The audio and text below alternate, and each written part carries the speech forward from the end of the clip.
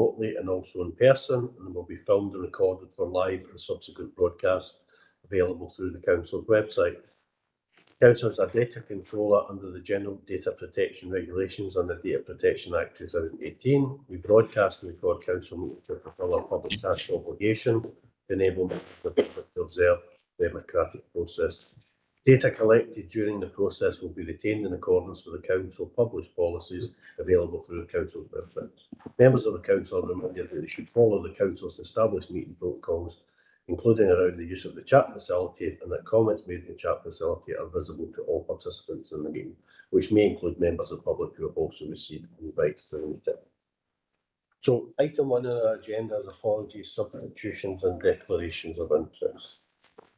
Convener, we have an apology from Councillor Wilson to be substituted by Councillor Brooks. We'll move to a roll call. Can the following councillors please indicate if they're present at the meeting? Councillor Armstrong. Present in the chamber. Councillor Brooks. In chamber. Councillor Curley. Present in chamber. Councillor Law. Present remotely. Councillor McCloskey. Present in chamber. Councillor McCabe. Present chamber. Councillor McCormick.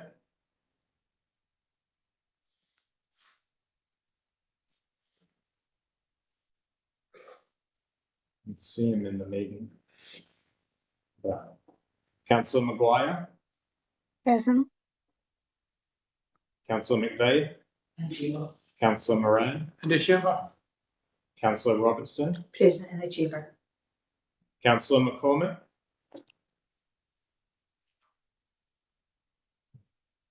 Can see him there. Yeah. You've done a permit, Councillor. Message.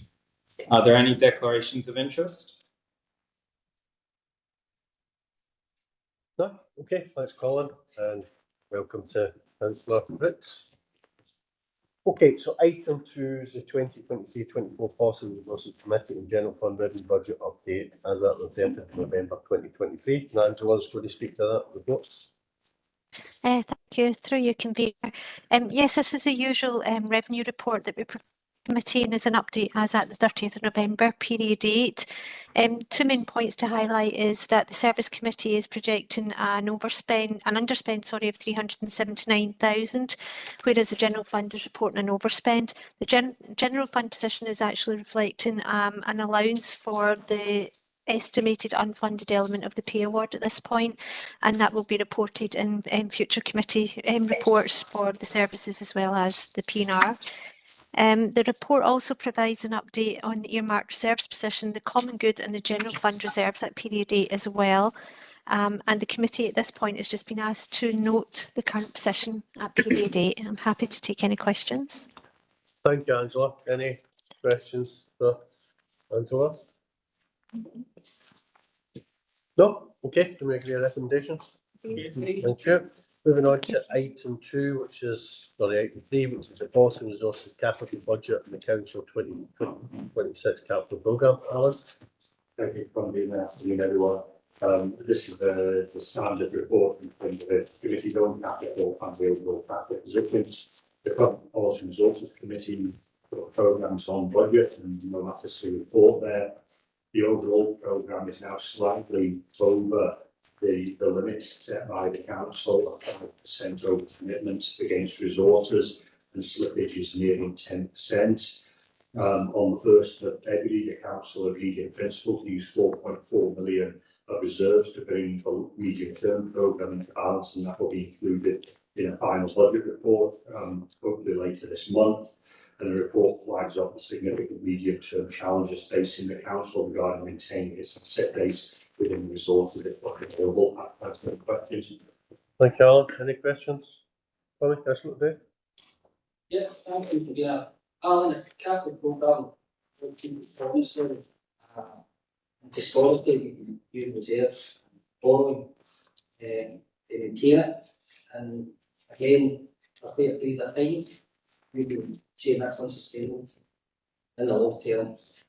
Now, the next couple of years, we're going to borrow £3 million. It's for the capital programme, and that's with an impact on revenue, which we know, and we're allocating another £4.4 million the upcoming budget. First question, is that the lack of action on the audit, capital programme, something the auditors would pick up? And as we've seen from the budget paper last week, we've no reserves left. So where do we go? What happens if we get another process? What happens if we don't get the teacher money? So that's we got 655,000, right? Or something unexpected happens. Where do we go? Thank you, Bobby, and you know, quite a detailed and sort of strategic question regarding the overall future of the council's capital investment requirements. As things stand, the level of government grant that we're getting and that is projected to continue for the next number of years by the SFC, the Scottish Fiscal Commission, is going to be significantly short of what we need to maintain our core asset base. It's going to be £3.5 million a year short. Elected members have decided to potentially borrow 1.5 million a year for now for the rest of the decade to partly plug that gap, but that is still going to leave a gap of over 2 million, about 3.4 million a year. And that assumes there is no inflationary uplift in the amounts allocated for property, for schools, for roads, for IT, for aids and adaptations, for maintenance of our parks. And so what that means is every year there's a real terms cut. We've got less money going in. Clearly that is unsustainable unless elected members choose to put more money into the capital programme, which they can perfectly entitled to do. And provided the medium-term revenue budget and the medium to long-term capital budget can be demonstrated to be sustainable, then the auditors won't have an issue with that. The challenge for elected members is demonstrating it is sustainable, and for that, reserves is not the answer. And so you've got a choice of either increasing the recurring reserves you put into the capital programme or reducing the calls on the expenditure of that, because, in my view, reducing the asset base that you've got as a council, and that, as you say, is something I've been following for a number of years and will be picked up in next committee's report on the 10-year capital strategy and the delivery strategy, because all those things are interlinked. Thanks, Alan. Convener, we are in a financial crisis, which we've stated many times. We don't have any reserves left, which again Convener highlighted last week's council meeting. So, do we take the decision, or are we going to take the decision to resolve the issues which have been highlighted by Mr. Puckle many times, or are we going to continue to do that, perhaps like we said in the bank? Just like to know some direction on that. Well, I think fundamentally we're not sticking my head on the sand. I think we all know that we've got very serious decisions to face, not just over the coming months, but over the coming years. We've obviously got a work stream programme which involves our assets, so we'll be reviewing our asset base as part of that, and there may well be some very difficult decisions arising from that. Yeah, absolutely. I think that it's right to make the point that as it stands at this point in time, we cannot afford to maintain our current asset base, and that's not unique, I suppose, in the life of local government. Even in my lifetime, back in the days before reorganisation, the regional council in particular struggled to maintain its schools, which is why at reorganisation we ended up with inheriting a school estate which was in a very poor condition, and we know that through a programme of rationalisation and reinvestment and attracting funding from the government through a PPP and through prudential borrowing, we were able to modernise our school estate. The challenge that we're facing going forward is being able to maintain that school estate in a high standard, and our leisure estate, our general property estate. So I think you're right to highlight those challenges, and I don't think it is a matter of burying our head in the sand. I think in the coming budget we will make some difficult decisions, and then following on from that we'll continue to make difficult decisions on an ongoing basis. So, and I don't think we're in any different positions from any other council in Scotland. Everybody's facing those same decisions. I saw media reports on Dundee, for example, and some of the difficult budget savings that they've got and their potential budget options around closure of community facilities and leisure facilities. We've seen recently the outcry in Perth when there was the sort of the threat to the curling centre. We've seen in North Lanarkshire recently the outcry when there was threat to community facilities, and albeit in these cases councils have maybe postponed decisions, but the situation is we're going to continue with real term cuts in our capital, most likely real term cuts in our revenue as well. And obviously we know council tax is one way of trying to mitigate some of those cuts, but council tax alone can't mitigate those cuts. So absolutely like to point out it is a depressing picture you're painting for us for the rest of the life of this council. We will take tough decisions around both revenue and capital expenditure, and that's why I think personally we need to take a tough decision in a few weeks' time when we set the budget for the forthcoming year and potentially the year after. But I share your concern about the future, but I simply don't believe we are burying our head in the sand. I think we will face up to the difficult decisions that we need to face, and this council, if one thing has gained a reputation for in the last 15, 17 years is good, prudent financial management, and we will certainly not be changing that. Alan? Second, probably, if I could just clarify one thing as well regarding the reserves. It's not that we have run out of reserves. We have a lot of reserves. It's just that members have allocated them all, and there may need to be some reprioritisation, whether that's removing some of the revenue support from the capital programme, dropping capital projects, or supporting the revenue budget less from reserves, or reducing some of the earmarked reserves that members have. So, from the record perspective, we do have, several tens of millions of reserves, but at the moment, members have taken decisions to utilise them all as things stand. Yeah, thanks, Alan. Thanks, Nadina. I think we need to take the decisions sooner rather than later, but perhaps that will form part of the budget discussion over the next few weeks. But I certainly think it's something we can make decisions on the same sooner rather than later. Okay, thank you. Councillor Black, Natasha. Thank you. Yes, my question is slightly more light touch. So on page 17, under point 3.5, the PC Refresh programme, I was just wondering, we talk about looking at a project to bring in laptops and portable trolleys. I'm assuming that there's been a DSE risk assessment or something similar for children. Just thinking, don't really want to be potentially bringing in laptops if it could potentially lead to musculoskeletal issues from a very young age. I don't know if that's for people at this committee to answer, or if you want me to take that offline. Well, To convener probably would be best answered by Alan McDonald, who I don't Yeah, think, I'll contact Alan. probably not answer whether Ian would take that back to Alan. okay, fine with that. Okay, thank you. Natasha. Okay, Chris, Councillor Kelly.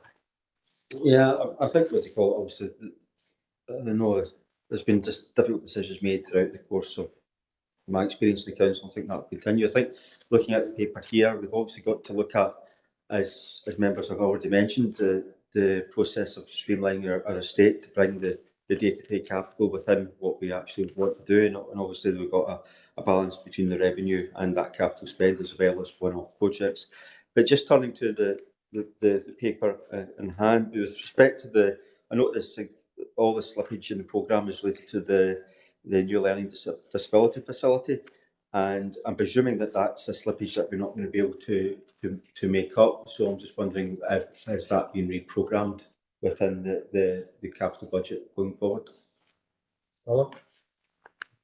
Thank you, and Stuart, give an update in terms of the timescale. But yes, Stuart and I were on a meeting with a number of senior officers yesterday, reviewing the phasing of projects which will form part of the final budget report coming to the council, and obviously the learning disability is the biggest project there, and we will have a best estimate of the phasing at that point in time. Okay, thank you. Okay, I know there was an update to the social work and social care scrutiny panel recently. Stuart, you get anything you want to update us on in terms of that particular project? Through you, Convener, it's anticipated that we'll have a tender report in Q1 of this year and we'll report accordingly thereafter. Okay, any other questions? No, agree recommendations? Thank you. Item 4, the finance services update, again, Alan. Thank you, Convener. This is a start to the report than usual. And the items covered are shown in 1.3. There's nothing specific I wish to highlight. I'm happy to answer any questions as is. Tracy, who's on the call, to you as well, very important matters. Okay, thanks. Any questions? Go on. No, we're happy to agree recommendations. Okay. Okay, item 5, corporate policy and performance update, November 2023 to February 2024, and Monica's going to speak to that report.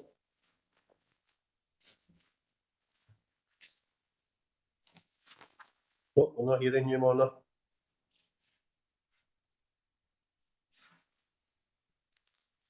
Is that any better? Can you hear me now? Hear you now. Apologies for that. Okay. As members will be aware, this is a standard item which covers a range of corporate policy updates.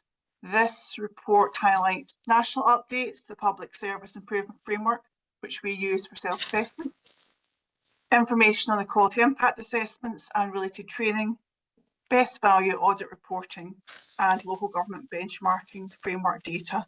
And we're going to bring a further report to the March meeting with a bit more detail in relation to the latest releases of that data.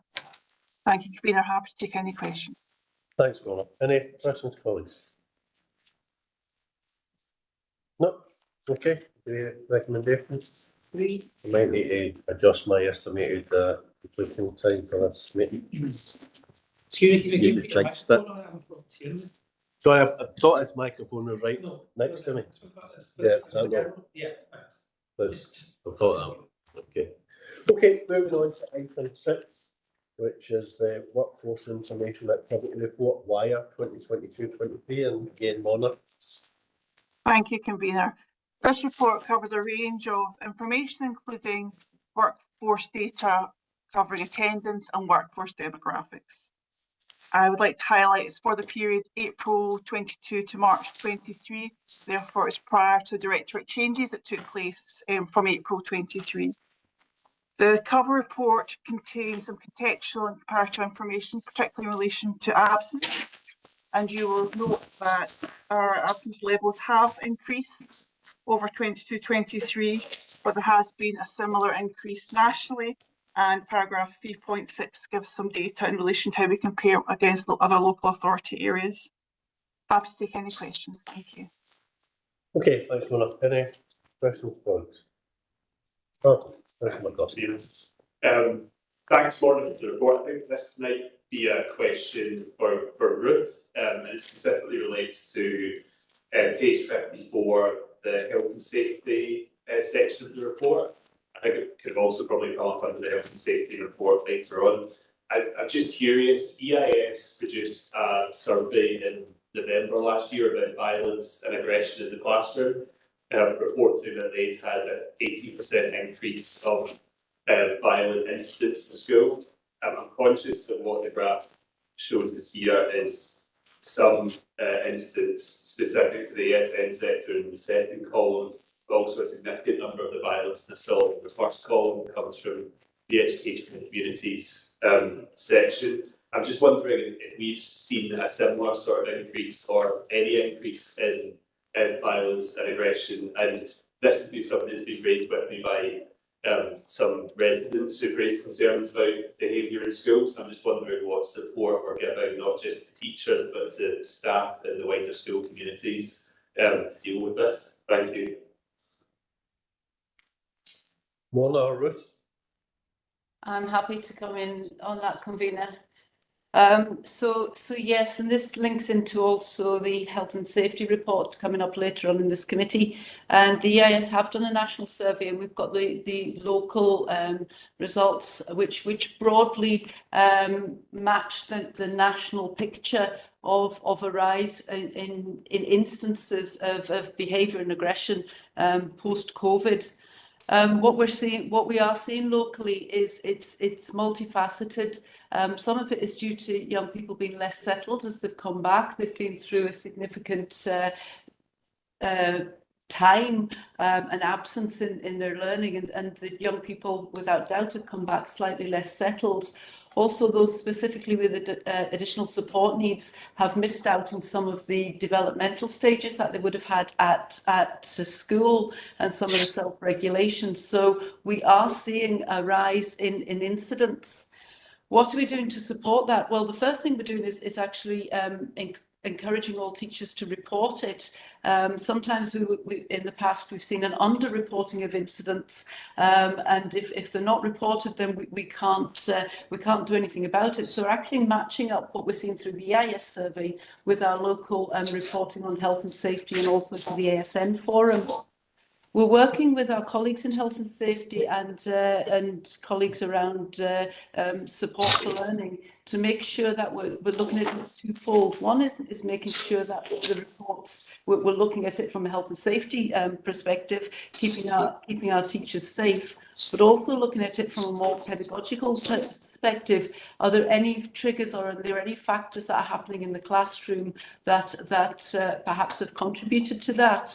So we've got a multidisciplinary team looking as part of a group with health and safety actually sitting alongside the ASN support, helping to look at what support we can give to teachers, and that has included increasing our trainers for PPB, that's our positive behaviour policy, and making sure that we're training more staff, especially in the ASN sector. So it is a big issue nationally. We are also seeing it in Inverclyde, and we're doing as much as we possibly can to make sure that we're supporting the young people and the teachers in that. Okay, thanks, Councillor Wilson. Thanks, Convener. So my question sort of starts off at the fourth bullet point in 3.8 on page 35 and kind of moves into page 51 at a point. The question that I really got is about our employee turnover, which obviously shows here that it has increased from 10.09% to 11.57%, and obviously we do some leaver surveys when people leave the organisation, and we report the quantitative information in terms of that.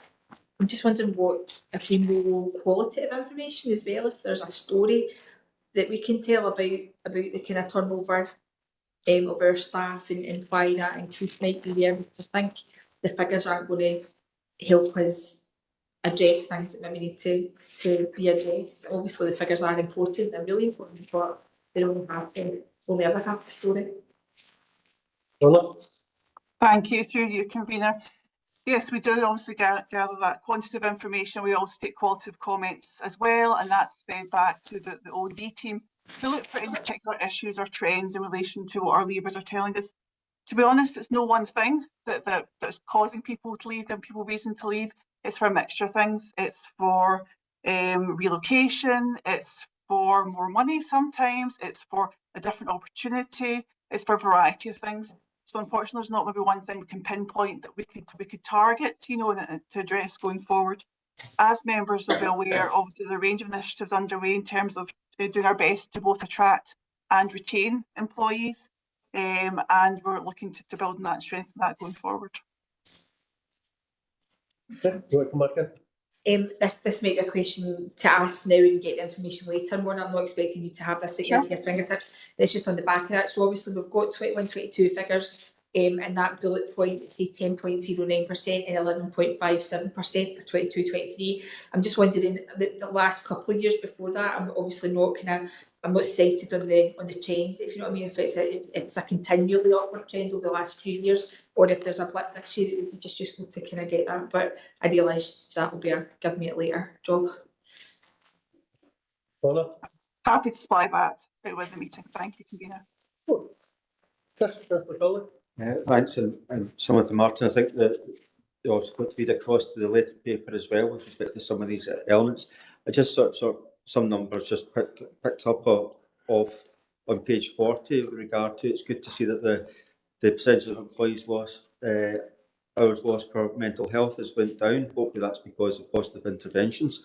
The musculoskeletal injuries has also went down again, hopefully as a result of positive interventions. Again, which might touch upon later on, and the virus in short term has went up.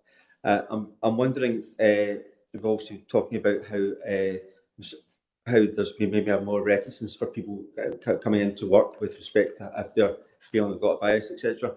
I'm just wondering, going forward with our flexible working, do we think that will have a benefit with respect to the virus in short term absence?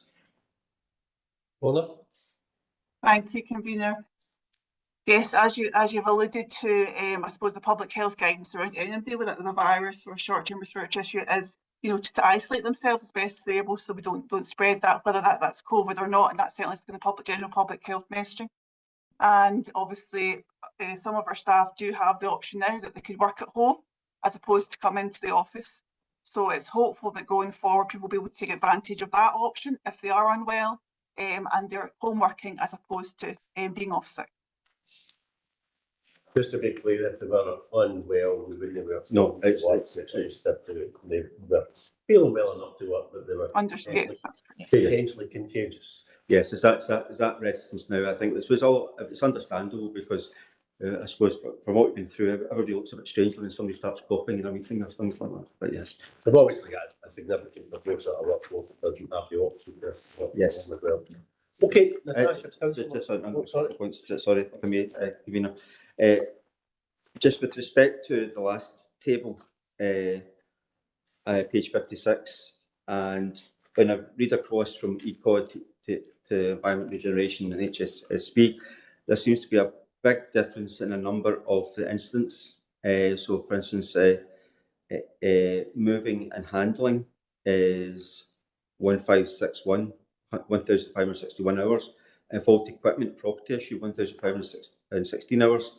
And you read across, these incidents don't seem to be as large or as significant in the other directorates. And again, slipped, tripped and fell, and slips and trips as well. Again, much more significant in ECOD. I'm just wondering, is there any particular reason why these things are happening? Because I presume that it's the same health and safety, work responsibilities and things happening, and there should be the same management going on. So I'm just wondering why it seems to be that there is a lot more of these what could be preventable incidents happening within the Education Communities Directorate. Lorna?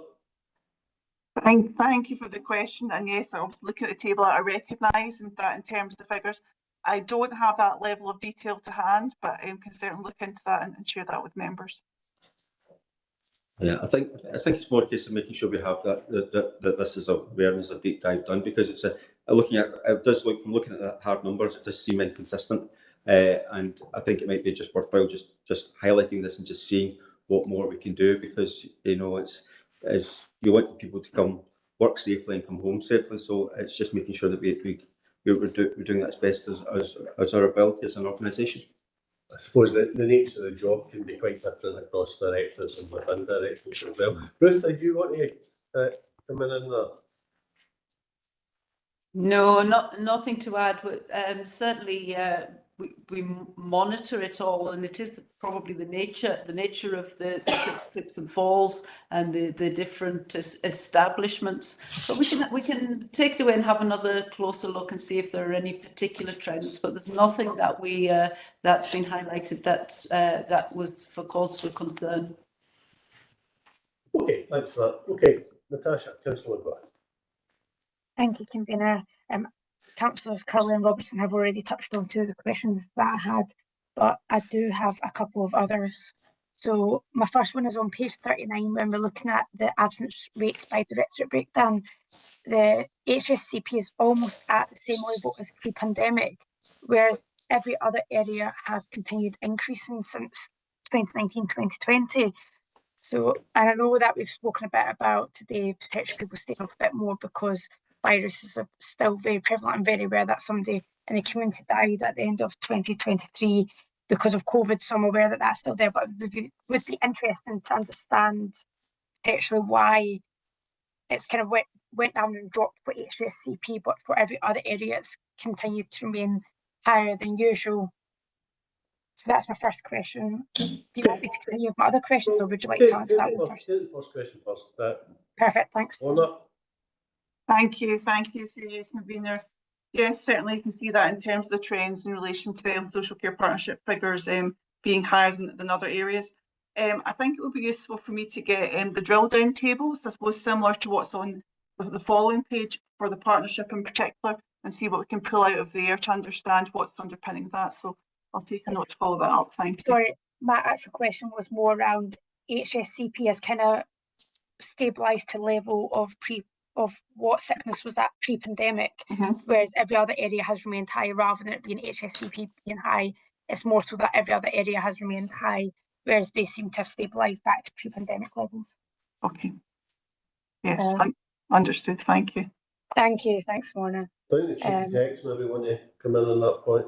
And through yourself, convener, it's just probably highlighting Mona can do some more work in that drill down, but for the HSCP, the vast majority, 450 of the staff are home care staff. And so if you had a cold or you had a respiratory infection, you wouldn't necessarily have come to your work when you're working with vulnerable people. So it's not, I'm not surprised that they've returned to the pre-pandemic. Well, that's good that they have, yeah. So my issue isn't with the HSCP one, it's more so the other ones have remained high. So it's not to highlight HSCP. Yeah, so I think the thing in relation to it is others are now more aware of COVID respiratory in schools, and for the HSCP, because they do a lot of direct care with individuals, they've always been aware, so I'm not that concerned, but we're happy to go away and drill down and find out if that is reflected within the figures. Okay, thanks for that. Okay, Joanne, another question? Yeah, I have another two, which I'll try to keep brief. So Councillor Curley, Councillor Robertson asked part of this one. I was just aware that on page 16, where it shows the causes of accidents, that I'll top 4 accidents are actually linked to violence or abuse of our staff. And Ruth has very robustly outlined what we're kind of seeing happening in the education sector. But I'm actually wondering, is there more work that we can do on that? Because that's the top 4 causes across the area. And then when you're looking at the cost of accidents, that's not actually the thing that costs us the most for accidents or makes us lose the most time accidents wise, but is obviously one of the main factors of why our staff get hurt at work. Okay, Mona? Sorry, can I just clarify your question, Councillor McGrath? It was around prevention of accidents, is that correct? Yes, it's more so about the fact that the majority of accidents that happen to our employees, whether education or non-education staff, is a result of some form of assault or abuse or violence. So it's more so looking at, could we look into what more can be done to reduce that, because that appears to be the vast majority of our cause of accidents. Thank you for that confirmation. I don't know whether maybe Ruth would like to come in relation to that in terms of the health and safety focus in education. It's not about education, it's just in general. Yeah.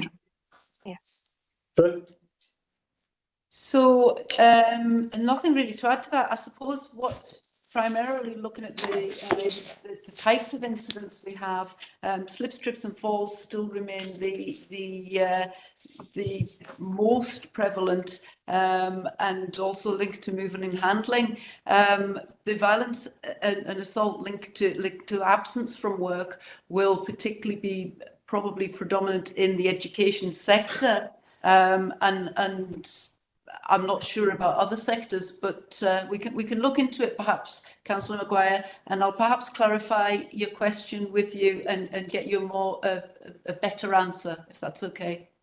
Yes, I have a feeling it's not yourself, Ruth, that I really need to speak about this, because it's not about the education setting, because we've already discussed that previously. It's more so from a wider perspective. On page 16, it says across the whole of Inverclyde Council that the main reason for accidents or main cause for accidents is violence, assault, verbal abuse, or being hit by something, and that's across the whole of the council, not just in education. So I think there's a wider systemic issue as well that we need to be looking at for our employees. So yeah, happy to take that offline though, rather than take up time today. And my final question, which you'll be happy to know is probably much easier and linked to Councillor Robertson's question. When looking at turnover and reasons for leaving, I was really grateful to see that table on page 44. However, I was wondering if we could drill down into some of the terms and conditions and personal, and maybe as a council review how we ask those questions. So at the moment, do we have a exit survey that we give individuals? Because ultimately, if people are just ticking a box, then it makes it really difficult to understand what some of the, for example, personal reasons that people might be leaving for. Is it because they're caring for somebody? Is it actually to do with like a work stressor or something, but they're taking that upon themselves? So it'd be really helpful to understand a bit more about how these can be drilled down into as well. Okay, Mona? Thank you, convener. Yes, I was looking at page 43, 44. The items listed in the table there, the reasons for leaving, are the kind of default options that we offer people in terms of please tick a box. We also allow scope for people to add any additional comments. So some of that might give a wee bit more context around the circumstances for them leaving. We can look and see whether those categories are still valid and whether we should expand or tease it in a bit more detail. Happy to look at that. Thank you. Thank you, Morgan. Okay, so we do endeavour to have exit interviews with staff that are leaving, and we try to capture qualitative information from that. And I suppose it's no easy to present that qualitative information in the report. But if we were having those exit interviews, presumably we'd hopefully pick up any issues of concern that might be leading people to leave particular services. That's correct, convener, yes.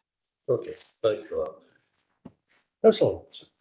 Thanks, Convener. It's a very quick apology to Morna because the question I asked you to give me information for, we've actually got on page 43 at the top of the pie chart, so there is no need. We have it for your time there. Thank you. Thank you. Okay, I thought this report would generate quite a few questions. Any other questions anybody wants to ask? No? Okay, we're happy to see recommendations.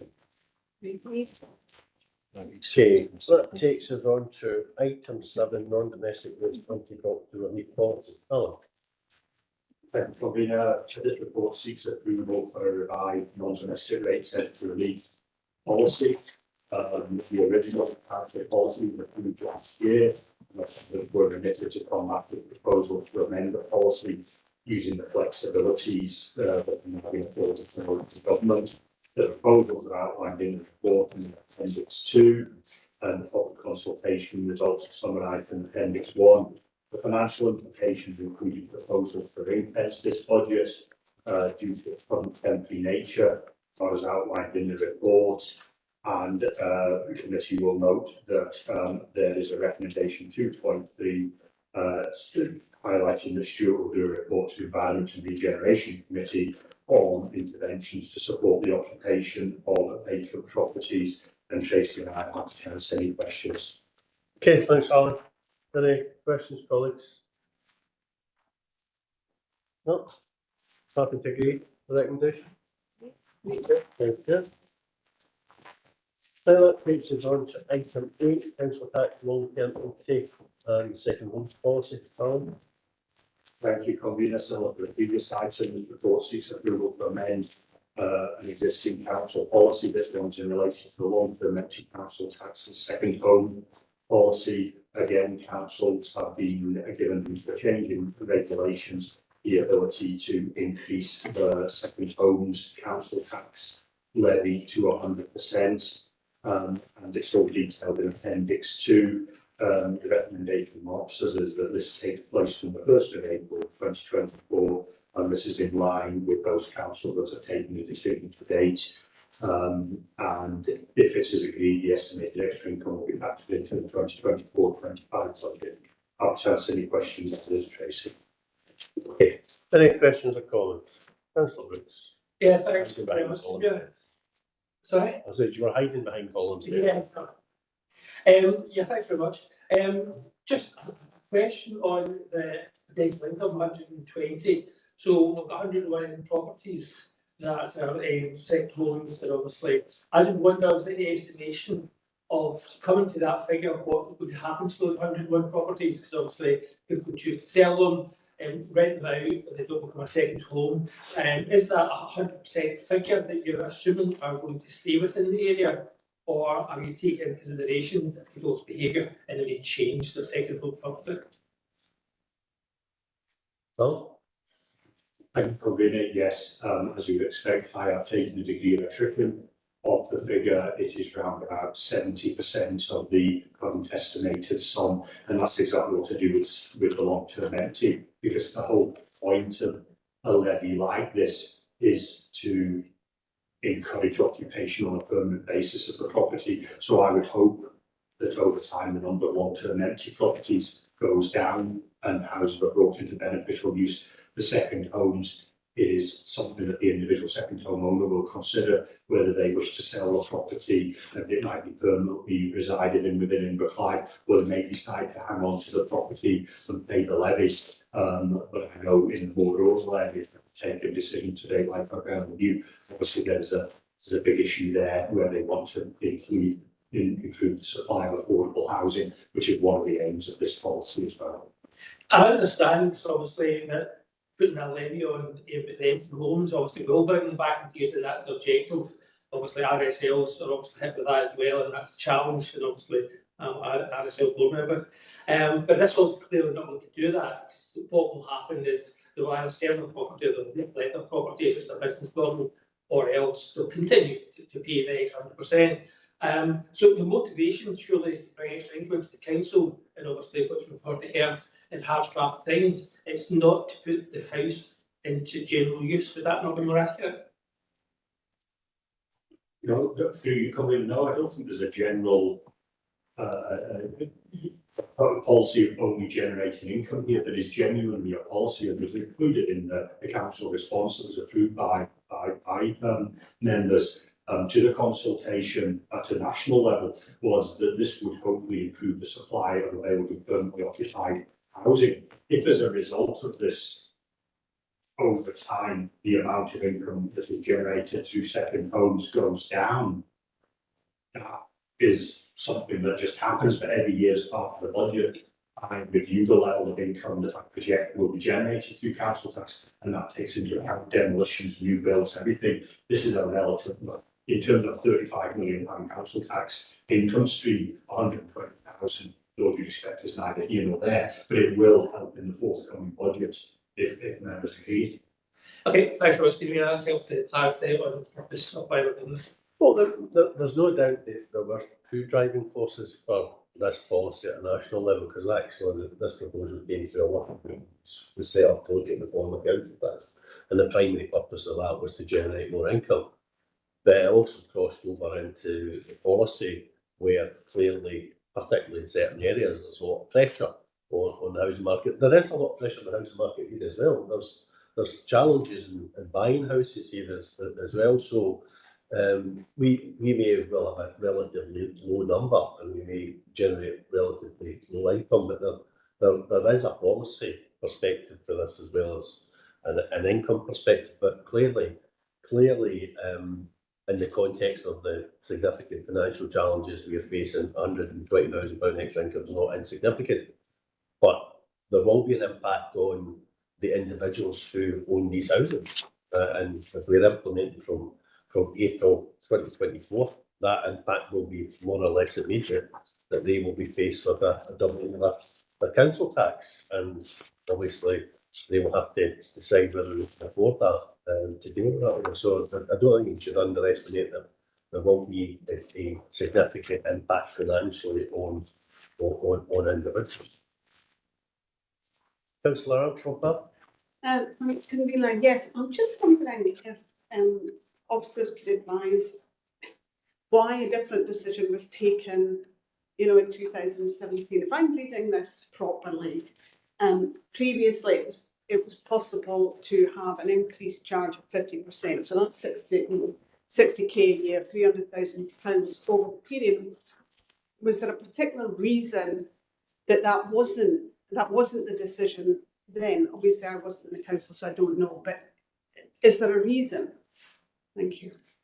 Well, Do you convene if I'm starting to answer the question correctly?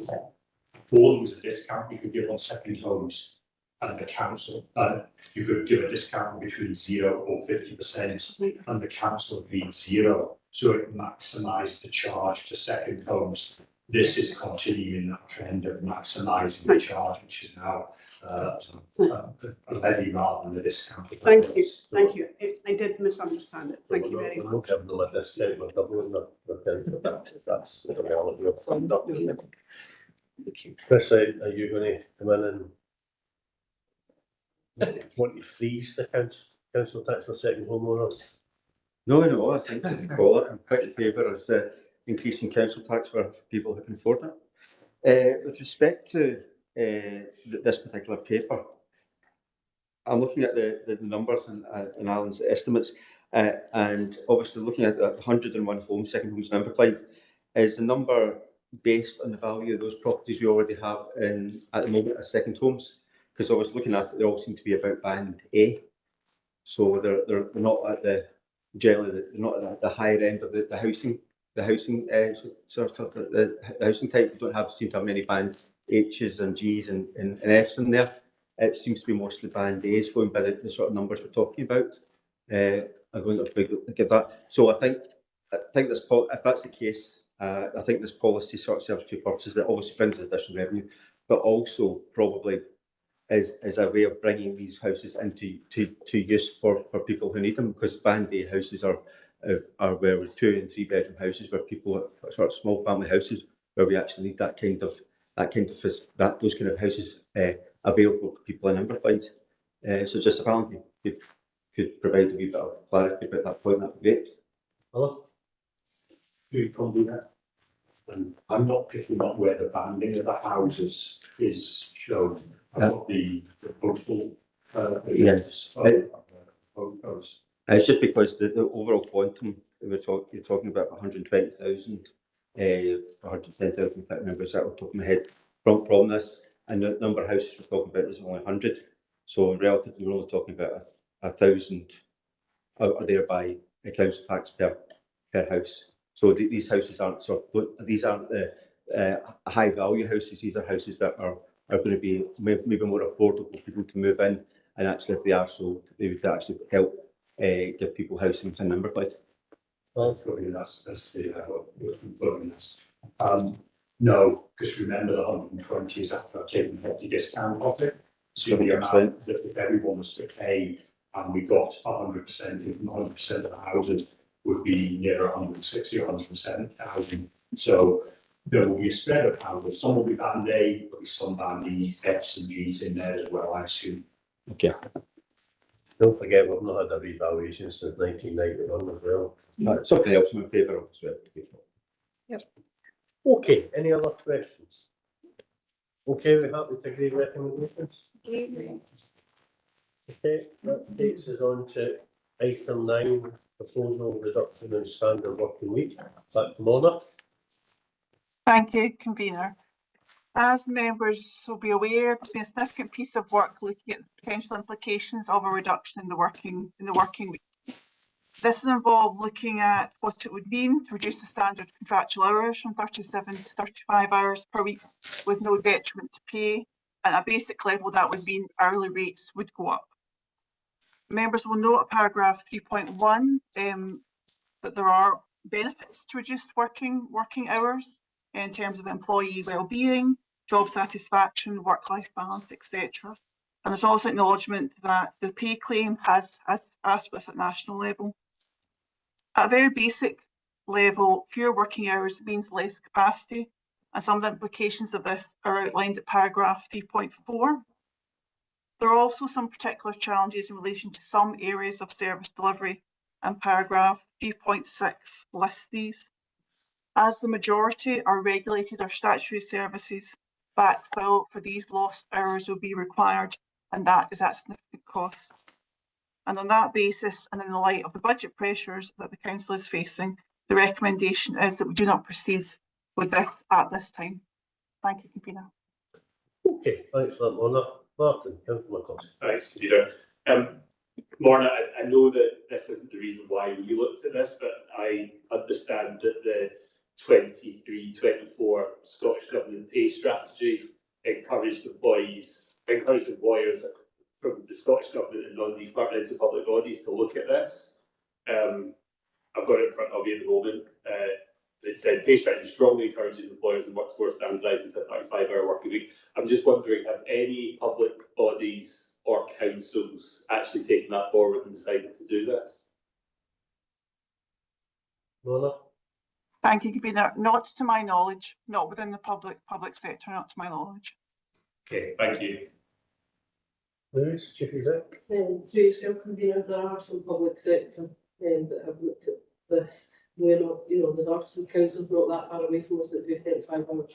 And one of the reasons that we wanted to look at it was about the recruitment and retention. It was part of our strategy in order to make us a more attractive employer. And so around us there are councils that do 35 hours. They might not have looked at it in 23-24, but historically it's been looked at, and you'll know to be part of the union's request and for the pay as well. So I suppose that was what I was trying to get at, was there's no one else looking at it or proposing to put it in place now off the back of the 23-24 proposal, but they were historical.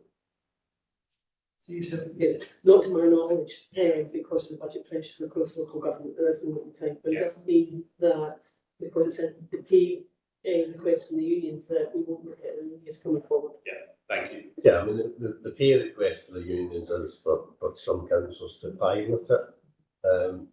The Scottish Government's also piloting a 4-day week as well without detriment pay. But clearly what this report demonstrates is that moving from a 37 to a 35-hour week is not affordable for the Health and Social Care Partnership.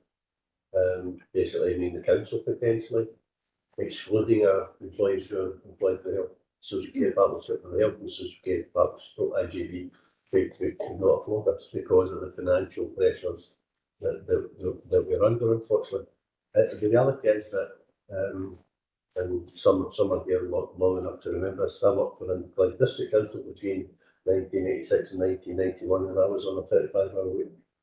We actually standardised on a 37 when we basically brought in a sort of equal pay system and a new pay grading model, standardised on a 37. So some employees did go up. I think other employees came down from 40 hours manual workers. Yep. They may have been down from 40 to 37. So it was the office-based staff went up from 35 to 37. So, and absolutely for all the reasons set out in the report, it would be nice to do. But it would add another £1 million onto our budget challenges. We're all really struggling to deal with our budget challenges as it stands at this point in time. Chris?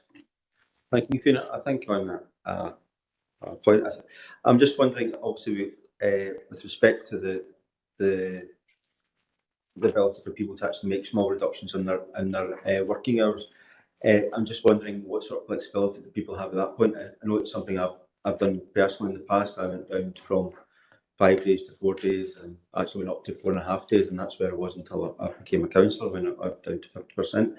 So I'm just wondering, is there any sort of demand for that sort of reduction within what you call it, the workforce, that would demonstrate the sort of general reduction down from 37 to 35? That's a voluntary reduction. Yes. With a reduction in your pay. Yeah. Mona? Thank you, convener. Yes, certainly under our flexible working policies, a range of options that employees can use, and some of that could be around reducing their working hours and consequently obviously reducing their pay. We have not seen a trend in relation to increased numbers of employees looking for that as an option. Okay. Okay. Any other questions? No? Happy to agree with recommendations? Great. Okay. Takes us on to item 10, bereavement charter marks. Mona? Thank you, convener. There has been national work on developing a Scottish bereavement charter, and there's ambition to develop an Inverclyde version of this. And the aim of this work is to better support those affected by bereavement and loss. A draft charter has been developed and is appended to the report, and if the committee are supportive, we would look to develop a bereavement policy that would come back to committee for approval in due course. Thank you. Being happy to take any questions. Okay, thanks, Lorna. Seems to me a very worthwhile initiative worth supporting. Any questions there? Yeah, thanks very much, Camilla. Yeah, I also feel it's worthwhile to support it. I just have a question on Appendix 1, which obviously the policy. Two set of bullet points. Bullet point 7 in the first set talks about via safe space and time out. I just wondered what would that actually mean for a manager? Is that somebody leaving work early but not being asked to take time? It's a form of words that I'm not sure what means. So I just don't know what a manager or a worker would think that means. Mona? Thank you, convener. So yes, that's within the charter document, which is obviously at quite a high level. The policy document, which is to follow, will provide more information and will also have procedures and guidance and training for managers as well to flesh that in a bit more detail. But you're right that the examples that Councillor Brooks has provided could be potential examples of safe space or time out, but there will be other options as well that will support managers to develop. Okay, Natasha, just want to add. Thank you, convener. My question also comes from the charter on page 121. So first of all, I think it's a great idea to have this, and I think it will complement well the work that we're doing to be a trauma-informed council, since with death a lot of trauma can occur. Looking at Appendix 1, it says that we have procedures in place under what we do to support employees who have recently bereaved or suffered a loss. I know that you're saying that the policy document will come later, but I was just wondering if part of that we can consider, if you could consider, if there's an individual that has lost multiple people in a short space of time. So for example, let's say somebody loses their spouse and their parent in the same year. Is there scope for us to have a separate procedure for that, so that that person won't be financially or time bound in the time that they can take off to not only deal with the practicalities such as emptying the person's property or paying, like planning the funeral, but also so that they can take time to grieve? Because I know from personal experience myself that sometimes that can lead to attendance management reviews, lack of pay, and I would hate for any of our members of staff to feel like just because they've suffered one death and took the time with that one, that because life's dealt them a bit of a harsh hand at that time, a bit of a difficult time, that we wouldn't be compassionate around that. So I was wondering, could we explore what a procedure for that very specific set of events would potentially be? Mona? Thank you, convener. Certainly I can ask the working group for developing the policy to take that into account when they're looking at what's appropriate. We also are going to take licence of the ACAS guidance nationally and see what's relevant for us at Inverclyde level, and let's see what we can do to address that. Okay, thank you. Thank you. Whereas I understand that each bereavement would be treated as an individual bereavement and incident, there wouldn't be a sort of cumulative impact in terms of, and we deal with that sympathetically thing with. Yeah, I think so. Yeah, Stephen, I think from my perspective, it's just about when these things are being logged from an employer point of view, sometimes attendance management things can come into place, and I would just hate for that to happen. Yeah, I would hope it's not happening in this council. Okay, I'll pick that up. Start with the procedures involved. Okay, any other questions, colleagues? Okay, we agree. The recommendation. Thank you. Thank you. Okay, moving on to item 11, corporate health and safety report and plan. We will need to answer any questions on that. Ruth, I've already answered, so over to you, Ruth. Okay, so this is the health and safety report in Appendix 1 for the period 22 to 23, and also in Appendix 2, the corporate health and safety plan for 24 to 27. As we've previously discussed through the WIRE report, pertinent points in the health and safety report are the increased instances of reporting of violence and aggression, particularly in education, and that's down to two issues. One is an increase in reporting of incidents, but also the increase of some of the incidents in education. If I can draw your attention probably to table 11, because the increase in reporting doesn't always transfer to lost days of work, and still for our days lost per incident type, it's still slips, trips and falls that give us the majority of hours lost, followed by manual handling, faulty equipment, and then violence and assault. Happy to take any further questions on this report. Okay, thanks, Ruth. Any questions? Oh. Thanks, convener. Yes, I'm looking at page 130 and the information sheets, and I'm just thinking back to earlier discussion about mental health and absence through mental health. And under information sheets, it says there's stress guidance for managers and team leaders, and I just wondered if it's the equivalent for main grade staff. I mean, you know, is there something similar available to really all staff? Thank you. Yes, my understanding is the guidance is for managing stress in the workplace. So it's making sure that all the managers are able to spot signs of stress and make sure that that's dealt with. So, thanks. I suppose I was thinking more about individual employees managing their own stress. That's really what I was getting at, rather than the supervisory staff. And I just wonder if there is such a thing, or if we should have such a thing. Thank you.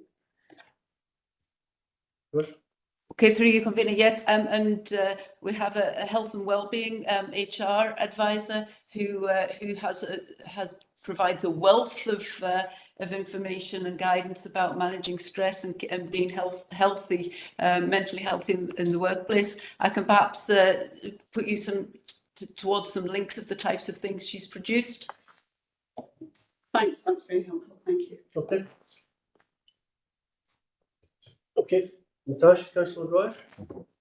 Thanks, convener. I have a few questions. So my first one is on page 133 of the papers under enforcement action 8.1. It's mentioned under the management of asbestos in schools that one particular school received an inspection, and that there was basically identified a single point of failure where everything was reliant upon one person. I just wondered, is this now part of a workforce planning? And secondly, is there any other similar cases to this one where there could be a single point of failure in health and safety because of documentation and reliance upon one person? So that's my first question. Okay, right.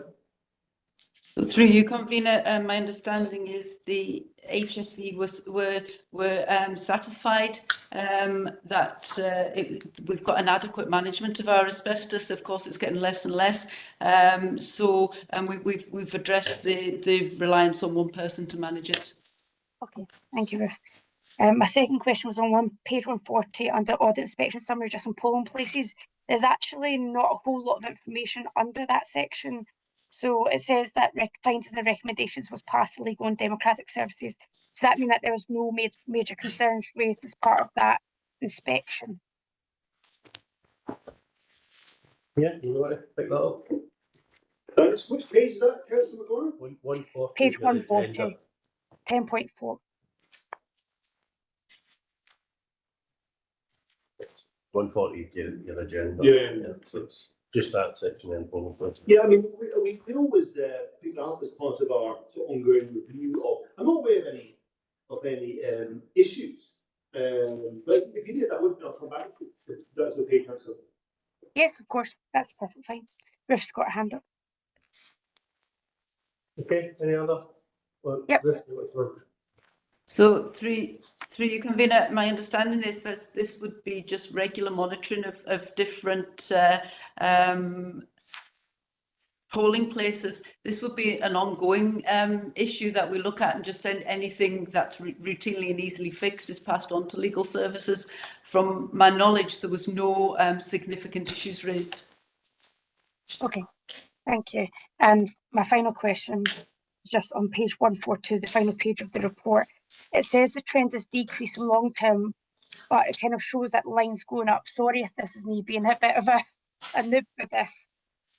Is it saying it's decreasing long term because what we have is a higher year, then a couple of lower years, then a higher year? Is that why it's saying decreasing long term, even though the line's going up consistently? Good.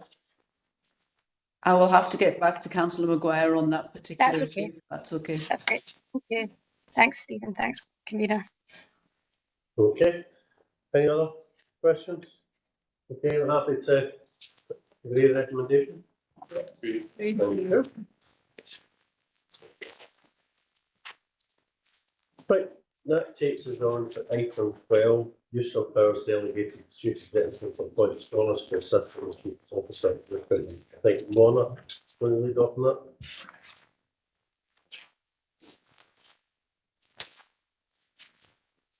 Thank you, convener. Sorry, I just lost the page in my paper. Apologies.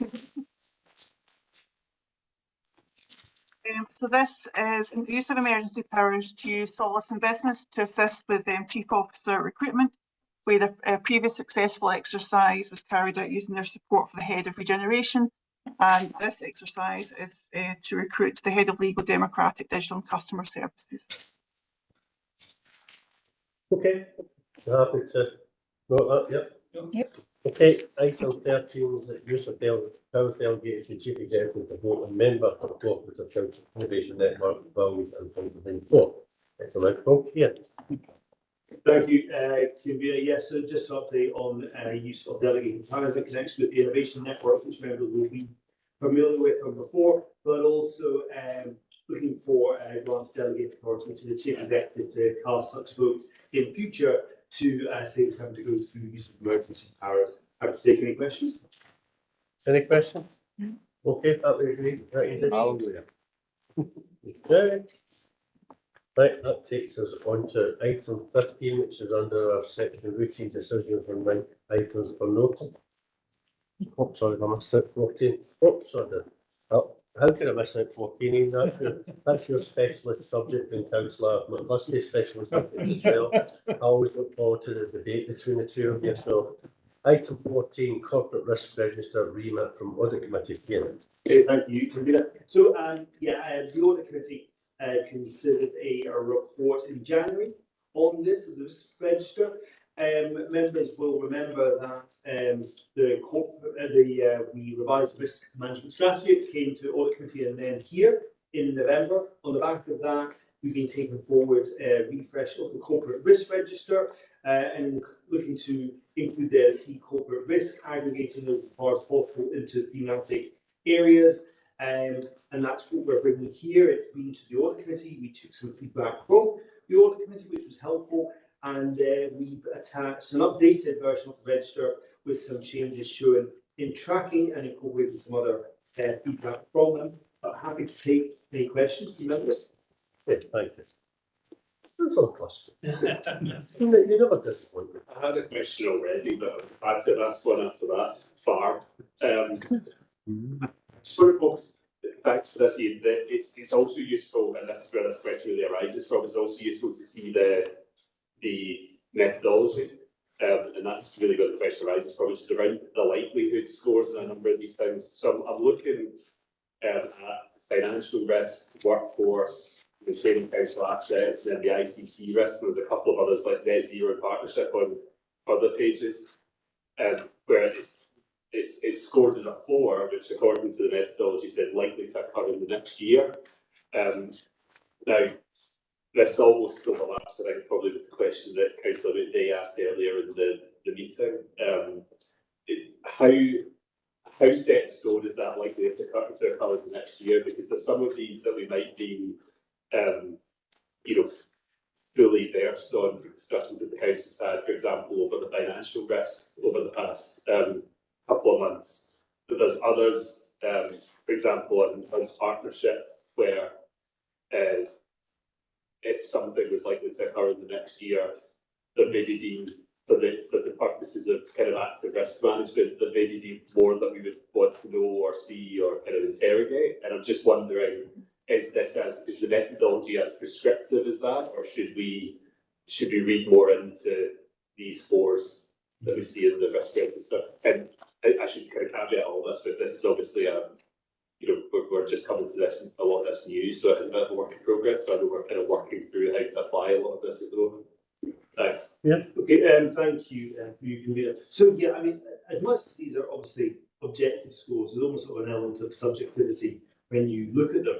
And also, I guess we're looking at this across the council, and as I mentioned earlier, sort of from a sort of thematic perspective. So inevitably, it's a bit more generic, and there'll be a number of instances, maybe as you mentioned there, for instance, partnership working, where you might then think about a particular organisation. So, and this also has to be dynamic in the sense that risk will change constantly. So I suppose the main thing probably for me is that we draw out what we think the key risks are, give them an appropriate score, and then look to work through that. And then when we review it across the piece over time, to what extent is our risks arising? What is the impact? What else are we having to do or should we do to try and lower the risk? How does it sit with our risk appetite, which is, you referenced before? So I don't think it can be that prescriptive in reality. I think it's very difficult, especially when you consider the breadth, the complexity of the services that we deliver and how we deliver them. If that helps, but I suppose it's our best assessment, try applying a methodology in the best way as we can. I mean, I suppose we're sitting here today and conscious of and if we can find it similarly, financial risk, the financial risks facing the council.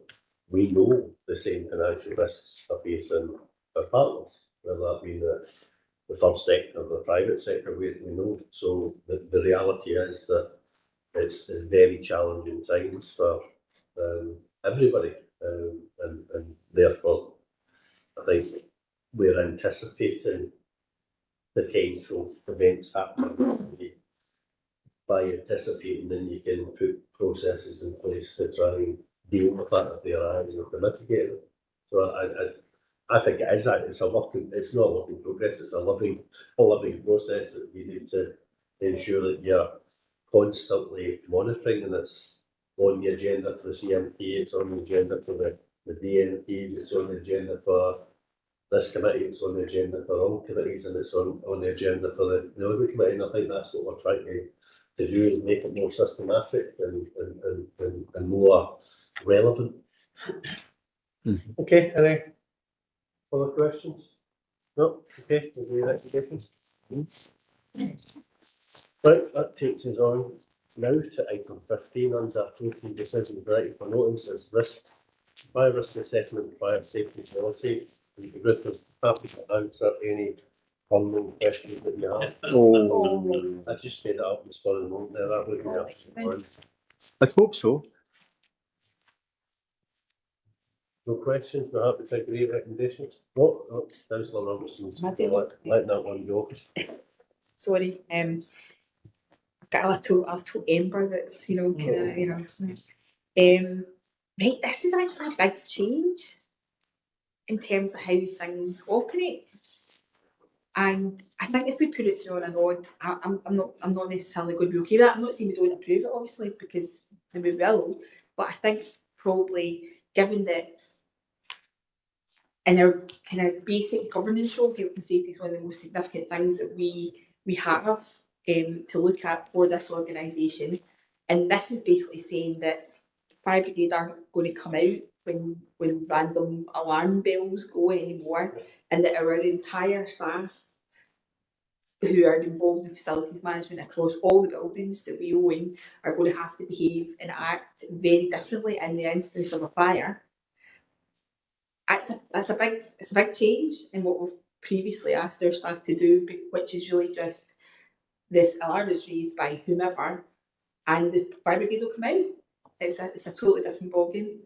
And I just think, obviously the procedures and the kind of how this operates on the ground is going to have to change, and it's indicated in the report that will change. But I think we certainly as a group felt we needed a wee bit of assurance on that, because it is not just a kind of random change to the policy. And I think that's a fair challenge to present, but the reality is this has been happening since the 11th of July 2023, so it's been happening for over many months, 8-9 months. Ruth, do you want to come back on that?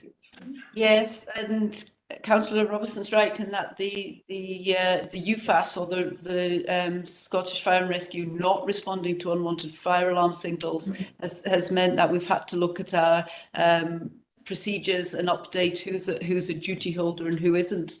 To be clear, if there's a fire, the fire and rescue will still come. So in a building, if the fire alarm goes off because of a fire, then it's evacuated as usual, and the fire brigade will attend. The difference is where we know it's a fire alarm that's gone off erroneously. So there's an obvious reason for why that fire alarm has gone off, and we've done training across all of the duty holders to say this is what it would look like, because in those instances Scottish Fire and Rescue would not attend. We would evacuate the building. We'd make sure we knew why the alarm had gone off. If there is any doubt, Scottish Fire and Rescue will attend and they will come. But if we know the reason for the fire alarm going off, then we would make the decision to repopulate the building, and that's the difference. So the training, health and safety have undertaken the training with all the duty holders. It's gone down very well. Of course, there's been questions. People can be nervous, but what it has seen is that the attendance of the fire brigade, when we knew already that it was a false alarm, has decreased significantly, and we have taken a lot of time to make sure that people feel comfortable in what they're doing. I suppose the other side of that is those of you who are on the local police and fire scrutiny committee, when you see the stats for call outs for false alarms, etc., we'll see the stats and all that, and you'll appreciate the pressures that are on the fire service in terms of trying to maintain service. So they'll basically view that as a more effective use of the resource, but it does then place more responsibility clearly on the management of an organisation to have the right procedures in place. You want to combine? Just to kick us off on that, thanks. And I don't think anybody's, I don't think we're arguing that, if there are lots and lots, and we know there have been lots and lots of false alarms, and it's fair enough that no one's coming out for that, but I just think this is the first time we've seen this as a committee. So I guess, if it's been happening since July, then we've not been able to comment on it in this forum until now. And I just wanted it not to just go through on a nod without acknowledging that this is a change in what we're asking our staff to do. So. What's on that? Thanks, Stephen. I apologise because sitting on the fire rescue panel, obviously, this is a regular report from the fire service regarding what we call false alarms in road money. And the numbers were really significant, and they had to do something to reduce it, because there is less resources out there now, and if they go to a false alarm in a real fire which they develop, then it puts them in a very difficult position. So it made a lot of sense for companies and organisations who could put something out for themselves to have a system in place where they know it's a false alarm. They don't have to send the tenders with you. It's so much better for everyone concerned. And I sat in we done an accidentality team in IBM. I was on for 4 years. We done all the training with the fire service, and that was always something that they could depend on. So they never needed to send somebody out all the time. So it's for them that using that leave alone, because they're not worse than them going from Neil to Bunbury and a real fire to come to Port Glasgow, and they've got it about turn and they're down there in a false alarm in the first place, and it could be life threatening. So they're quite confident that the system is working, and I think that we just have to rely on the staff training and the Scottish Fire and Rescue for the ongoing monitoring of this system. Yeah. Okay, any other questions or comments? David, happy to give you a recommendation. Okay, thanks for that. And that's the end of the public business.